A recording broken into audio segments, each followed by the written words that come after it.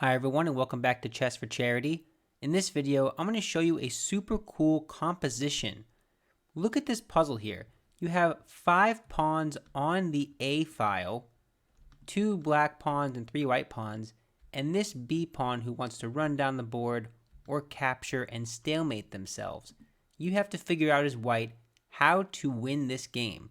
There's only one sequence that does it, and it kicks off with the first move. I'll let you decide that and think about it for just a moment. While you're thinking about that, let me quickly encourage you to subscribe if you have not yet already. Half of the income that I earn on this channel goes directly to charity, so if you love chess and you love helping people out, this is the channel for you.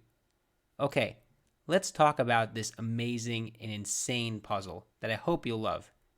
So, currently, you have a couple of moves. You have king moves, you have bishop moves. I'm not going to show all of them. Oops. But you have lots of moves. If I can move my mouse. And of course this way as well. What is the move? So immediately I would expect that you would think of a couple. So you have a king move that would cut off the king. You have a bishop move where you can sacrifice the bishop to get yourself another pawn. That's a clever move. And you have this A pawn that can capture. Really quickly, let's just talk about one of them, maybe both of them, both of the non-winning ones. So if you play A takes B7, it might look a good idea. It doesn't really amount to anything, even if it looks good, because now you really have no way of preventing this king from stalemating themselves, or if you give up these pawns, you still can't win by force because this is the wrong colored square bishop, right? So let's just say white plays a move like this. They can play a6, they can just hide in the corner, try to stalemate themselves. This is going to be a draw. You can feel free to play it out if you want. The position will be in the description as always. Okay, so it's not A takes B7 with just that cursory analysis. What other moves are there? Well, I mentioned this move. Clever idea. And if they take it, you take, and then they play B6, and it's actually going to be a draw. What do? If you make a move like this, you're just going to end up stalemating them, right? They're going to make a move like this, and you're not able to dislodge them from the corner. Eventually, they're going to get stalemated. Anything else, it's going to be the same exact idea. Maybe if you do this, same exact thing. Okay, let's get to the heart of the puzzle then. What is the first move? Now's your last chance. It's a king move, and the king has many squares, but only one that seems sensible. So the difference between some of these moves I'll talk about in a moment, but the winning move is king c8. Okay, so what is this move accomplishing? This move is accomplishing the stalemating of black's king. Now you might say, hey, black's king was already stalemated because the bishop was covering b8. Like, what are you talking about? Well, bear with me a moment because you'll see what I'm talking about. This bishop is going to move off this diagonal, and that's going to be enough. Okay, so let's talk about what black's responses are. Black can play one of 3 things. They can capture, they can move up 1, or they can move up 2. Right? Those are the 3 options. Let's just really quickly talk about all 3 of them, and you'll see the real beauty of the puzzle in this complete analysis. Okay. B5. What do you do here? Remember, you can't take en passant. Some people think you can take en passant here. It has to be a 5th rank pawn for you to do that. So, okay, there's only one move that wins here. You take, and you might wonder, how do I win this as white? Well, they only have one move, which is A4. And how do you win? B6. Okay, they take it. Now, in this position, there's one critical move. It's a super cool move. The move is bishop to b8. Now, what's the point of that? It's cutting off a7. If you made some other move, like over here, for example, or you go here, they now have access to a7. So the move that wins after captures is bishop b8. Super cool. b5, you make a waiting move with your king. Something like king a7 or c7 will do. Or you could even play a7. And all that's going to happen is they're going to push, and it's a little race. Take, push, push, push, and look at that.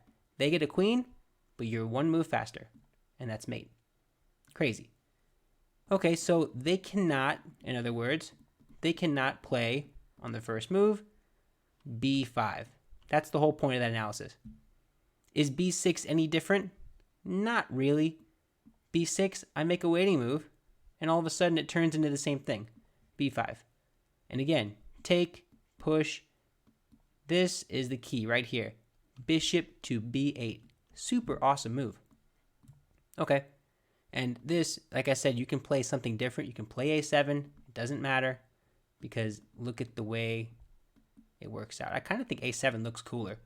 Little like, it's like a tiny smothered mate. It's like the smallest possible smothered mate. Cool. Awesome. Okay, so let's go to the main line.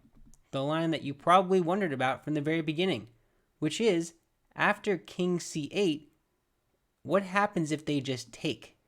Am I not just stalemating them? Well, it looks that way because there are these pawns on the A file. There are 5 of them. You can play the very stunning, and you probably already see where I'm going here, bishop b4. But even now, you're not out of the woods yet. They take, you take. You have to be gentle and very careful in how you win this. They play a5. Okay, great. If you take this, it's going to be a draw. No kidding. H-file pawn or A-file pawn, same thing. It's not going to work. You play b5. Okay, now here's the key. What if they play the only legal move, so they have to play a6? Well, if you push the pawn here, you are now stalemating the king. So how do you win this as white? Well, you got to be careful. Don't push the pawn. Don't take the pawn. Here's my thing. Never even touch the b pawn. Instead, king c7. Force their hand. This is their only move that's sensible. They could play this, but then you can just push. So take and look at this. Again, the race is won with the fine details. Check, the king has to move. Promote, the king has to move. Don't play around here, just checkmate them, right? You don't want to like let them promote and then do it. If you can for fun, but that's not fun, for me at least. So that's it. It's a super cool puzzle. It's very tricky. I think that it's underrated in terms of the way that you have to calculate. But in this very initial position, did you calculate the mate? This is a mate in 12. And I think that kind of shows how cool it is. Just as a quick note, if you try to play king c7, this does not work because now you're blocking this bishop's sight. And this move, although it looks like a cool move, this king move rather, this move's like a cool move. It doesn't work because after they take, you're stalemating them. And you can't do anything about it. You want to move out of the way? Like, what are you going to do? Make a move like this? They're stalemated. Right? You want to move your bishop? They're stalemated. So make sure that you understand the difference between that first move, king c8, and that other move, king c7. I want to make sure I bring that up as well. But if you want to play with the position, feel free. It is in the description. I love this puzzle. It's super cool. If you enjoyed it, be sure to like and subscribe. All that stuff helps out so much. But until next time, thank you so much. Bye.